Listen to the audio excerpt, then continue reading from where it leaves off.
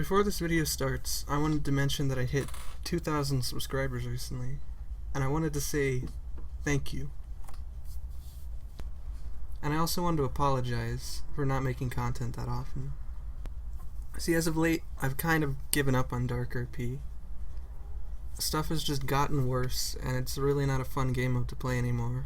And the kind of stuff that I want to make, like somewhat roleplay or story-based videos, you just can't do that anymore without getting banned. But I'm still working on content. I have a horror series on No Sleep called The Flickers. I run a story-based podcast together with Hawkeren called Dark Radio Personalities. We're actually going to make a new trailer for that pretty soon. And I make stuff like this, like dumb shitpost type stories, or stuff like that Minecraft Skyblock review. Just fun joke stuff that I upload occasionally. And I know a lot of people probably watch me for Dark RP and all that, but I hope you still find this stuff fun to watch too. Anyways, let's get into the video.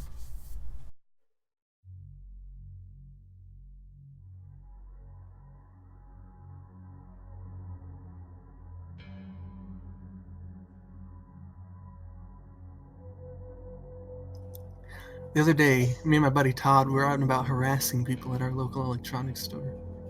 I don't know why. Todd was pissed drunk and I was bored, and we wanted free games. When I said Todd was pissed drunk, that was literal. He ran to the bathroom not 10 minutes in, almost pissing himself. I just looked aimlessly, browsed around looking for something that wasn't unbearably boring like the radios and TV sets around the store. Until suddenly, my buddy burst through out of the bathroom as he exclaimed, "Joey, holy shit, look what I found." He had a copy of Super Mario Maker 2, fully paid for with receipt, sitting in a store bag on the urinal. There was also $200. I told him, "Shut the fuck up!" and eyed the store around us nervously. Some people had looked our way, but no one was trying to steal our shit. When I looked inside the bag, I noticed something was off. Someone had gotten a black and red marker and had shaded Mario and Luigi's eyes black with red on their pupils. I carelessly shrugged and thought, God, kids these days. Todd immediately said, "Dude, we should split this." Then he pocketed the $200 and tossed me the game. Let me play that sometime, huh? And then he headed home without another word, his nasty sandals making a squelching noise from the sweat that had soaked into them as he walked off. What an asshole. When I got to my apartment, I noticed a suspicious gift-wrap box at the front of my doorstep. It had writing on it, written in marker on the wrapping paper that said, "Dude, give me my shit back." I was getting serious mixed messages from this bipolar package, especially since inside the box was a Nintendo brand Nintendo Switch Labo VR kit and a little note that said Happy Hanukkah. The scary part was, I'm not Jewish. But I just shrugged it off as I took the box inside. I didn't own a Nintendo Switch, but I had recently stolen one off a park bench. It had also been sitting there similar to the game in the bathroom. I took it out of the case and there was white slime-like residue on the screen. It made my hands smell very stinky. I wiped it off with some toilet paper and placed my recently acquired copy of Nintendo Super Mario Bros. Maker 2 into the Nintendo Switch video game cartridge slot, which is located at the top left of every single Nintendo console, in case you didn't know. But as I was putting the cartridge in, I noticed something weird. The eyes were covered in marker there, too, but it was shrunk. Like the marker was actually on the image they used to print the cover instead of the particular cover I had here. The game was also not named the correct name, that is, Nintendo Super Mario Bros. Maker 2. Instead, it was simply labeled Nintendo Maker Special Edition, with a tiny little Oculus Rift logo in the top right corner of the teeny cartridge label. I was unnerved that the man who left this game would do such a thing to a poor, innocent little video game cartridge. Or maybe he hadn't done it at all. I popped the game into my Switch regardless. I was no chump who would pass up on a free game. As the game loaded into my Switch and the logo popped up on my home screen, I realized that there was still marker on Mario and Luigi's eyes. When I loaded up the game, the famous day-old title screen popped up. Mario looked fine, But there was no green MaRiO. I screamed in shock and started to sweat profusely in fear.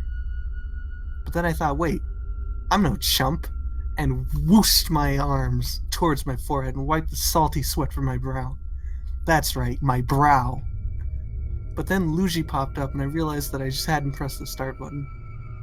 I had a little chuckle at this and I quickly changed my pants. As I sat back down in front of the Nintendo NX name pending console and pressed start, nothing happened.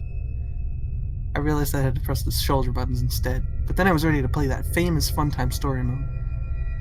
Except instead it automatically loaded onto a user level by Don't Turn Around, Joey. I didn't know how it did this as I don't own Switch Scam Online.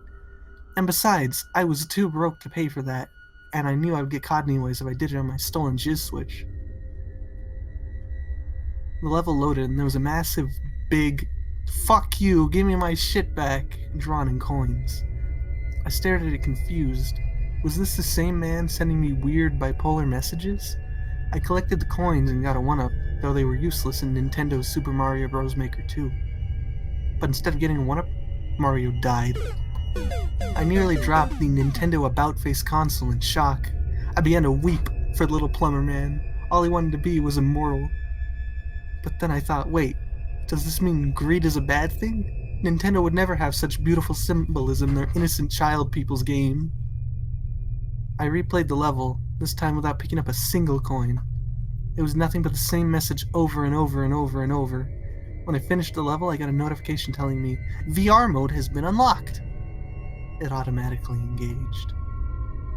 VR mode, I thought to myself, but then I remembered the box of the Nintendo-branded Nintendo Labo VR kit that had been left at my doorstep when I got home. I didn't want to play with gross, nasty cardboard VR, but it wouldn't let me progress until I put the Labo VR headset. I didn't know how the game would detect a piece of cardboard, but it still would not let me do anything, not even head back to my home menu. So to my great chagrin, I began to dig my teeth into the box and open it. As I began to wrestle it, sheets of beautifully crafted cardboard flew out of the box and landed some feet away on my living room floor. Upon further inspection of the box, I realized I had to put the pieces together to make it, but by some miracle the cardboard pieces had fallen into place and assembled themselves with no effort on my part. I looked at the peculiar thing and realized there was no head strap. What a scam! So I grabbed a piece of elastic band for some reason was just resting on my table, and I strapped it onto my head. The screen turned black until I saw first-person view of a big ol' coin in front of me and a strange, dark orange bricks below my feet. I reached out and touched the coin, the switch somehow tracking my hand movement, and it felt like I had just touched a hot pan cooking a grilled cheese. "Youch!" I yelled out to no one in particular. I realized this must be more of that symbolism. But this meant that the game could not have possibly been Nintendo's game. This must be an evil hacked copy, I realized. Nintendo would never tell me not to follow my dreams of thievery and debauchery. I ran into as many coins as I could see, crashing into my walls more than once or twice. I was surprised that my neighbors and landlord hadn't complained. I screamed from the pain with every sandwich-heated coin. Mamma mia! That's not fucking cool! One time, I fell down right on top of a coin and cried for help as loud as I could, but not a single soul listened to my cries. Suddenly, a loud banging knock rang out on my front door. I thought it had to have been my landlord, or the police, for stealing that Nintendo Switch. I quickly took the Switch off my face and hid it behind my back. Joey! It was Todd, but he sounded funny. His voice was higher-pitched and raspy. Joey, I forgot to give you part of the money! It couldn't be Todd. Todd was a greedy asshole. He would never give me money. And I knew now that accepting that money would be bad because greed was bad. Suddenly it clicked in my head. Todd was only one letter off from Toad. Oh God. The door fell off its hinges as I made this realization.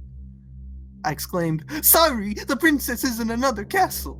I didn't understand why I said that. I wasn't Toad. He was Toad. And as I thought that, he said, "Can't lie to Toad, buddy boy." He quickly squished his bulbous toad head through the door and snatched my Nintendo Shift console. "I told you to give me my shit back." I was shocked, and I felt such a giant sense of guilt. I had stolen from the one and only Toad Nintendo. Maybe I was the asshole all along. I got up off my floor, having fallen down when Toad snatched the console out of my sweat-drenched hands. I got up to go wash the sweat off my face and hands and general bodily area, but then as I looked up in the mirror, I saw a face staring back at me that could not be my own. Mamma mia!